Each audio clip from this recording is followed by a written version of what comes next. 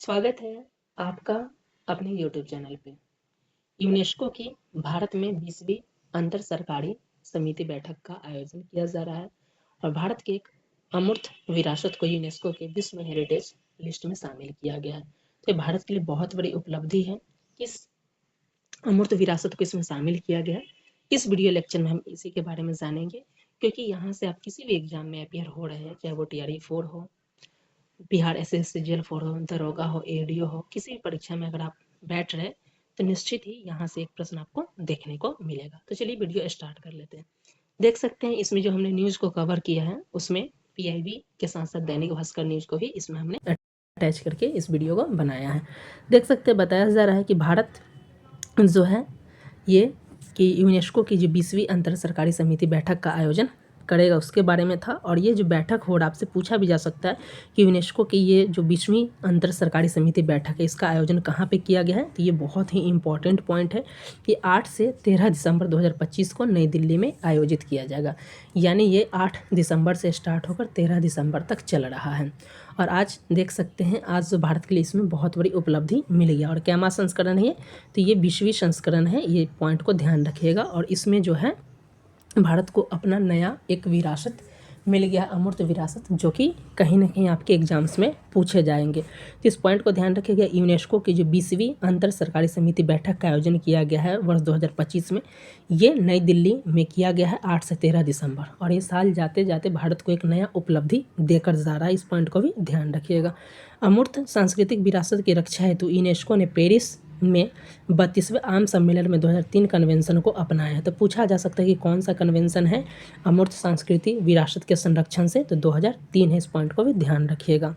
इसका उद्देश्य होता है कि अंतर सरकारी समिति 2003 कन्वेंशन के लक्ष्य को आगे बढ़ाता है और इस चीज़ को ध्यान में रखते हुए कहीं ना कहीं ये जो विरासत है उसको संरक्षण देता है। बताया जा रहा है कि अब तक यानी आज जो मिल रहा है इससे पहले तक कुल 15 अमूर्त विरासत शामिल हो चुके थे। और अब जो भारत को जो नया मिला है ये टोटल हो जाएगा 15 + 1 16। तो भारत को अपना जो है 16वां अमूर्त विरासत मिल गया। सभी के लिस्ट को भी हम लोग देखेंगे कौन कौन यूनेस्को के हेरिटेज लिस्ट में शामिल है।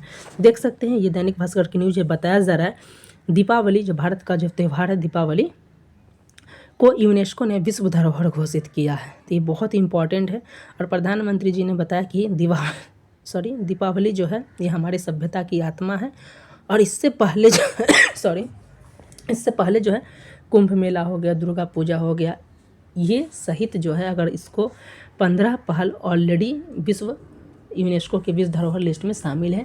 और जो दीपावली शामिल किया गया है तो ये क्या है, तो ये 16वां धरोहर शामिल हो गया भारत के लिए। ये इम्पॉर्टेंट पॉइंट है। देख सकते हैं कि यूनेस्को की जो बैठक हो रही है आपको भारत में नई दिल्ली में हो रही 20वीं, यहाँ पे दिया जा रहा है।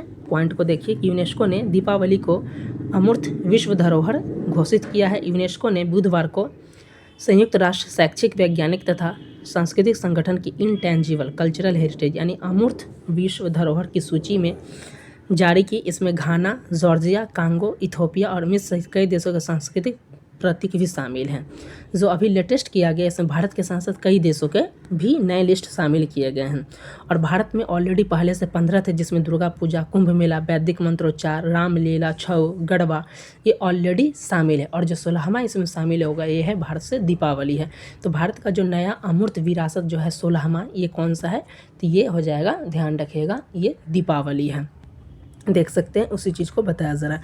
उसी चीज़ को यहाँ पे है कि ये 8वीं जो बैठक हो रही है 20वीं 8 से 13 दिसंबर के बीच, इसी में 10 दिसंबर को ये फैसला आया कि भारत को जो है अपना जो है नया 16th जो अमूर्त विरासत मिल गया है। और ये देख सकते हैं यूनेस्को का ही पेज है, ऑफिशियल पेज, जहाँ पे बताया जा रहा है कि नया जो शामिल किया गया है यूनेस्को में, ये जो है आपका देख सकते हैं ये दीपावली को शामिल किया गया। और जो दीपावली को शामिल किया गया है ये भारत का 16वां अमूर्त विरासत है। इस पॉइंट को भी ध्यान रखिएगा।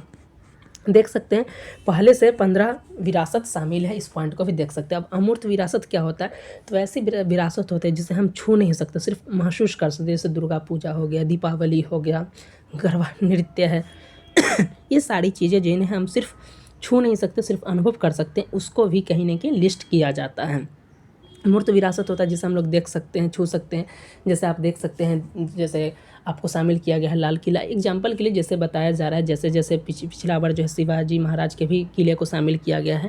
तो ये सारी चीज़ें मूर्त में आ गए, जो अमूर्त है जिन्हें हम छू नहीं सकते, सिर्फ अनुभव कर सकते हैं। तो इस तरीके के टोटल जो है भारत में अब 16 विरासत हो गई हैं, पहले से 15 थी और ये 15 और अभी जो नया दीपावली शामिल है तो टोटल 16 हो गया। ये कौन कौन है देख सकते हैं, ये दैनिक भास्कर का लिस्ट है। इसमें भारत में अब जो है देख सकते हैं टोटल 16 अमूर्त विरासत है। इस पॉइंट को देख सकते हैं, ये 16 कौन कौन है। ये लिस्ट का PDF आपको टेलीग्राम पे मिल जाएगा, यहाँ से पूछा जाएगा। सबसे पहले जो है वर्ष 2008 में 3 जोड़े गए थे अमूर्त विरासत, जिसमें वेद पठन, कुट्टयम और रामलीला 2008 में शामिल किए गए थे, देख सकते हैं। उसके अलावा 2009 में शामिल किया गया था रामन को, 2010 में फिर 3 किए गए थे, मुदियट्टू, कालबेलिया नृत्य है, छऊ नृत्य। 2012 में फिर 1 किया गया था लद्दाख में जो बौद्ध पाठ होता है वो। 2013 में मणिपुर का संकीर्तन किया गया था। 2014 में जंडियाला गुरु के ठठेरा बर्तन निर्माण किया गया था। 2016 में 2 किया गया था, योग और नवरोज को शामिल किया गया था।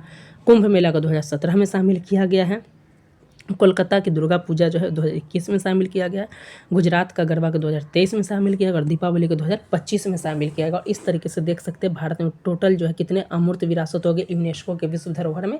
तो टोटल जो है 16 अमूर्त विरासत हो गए हैं, इस पॉइंट को भी ध्यान रखिएगा।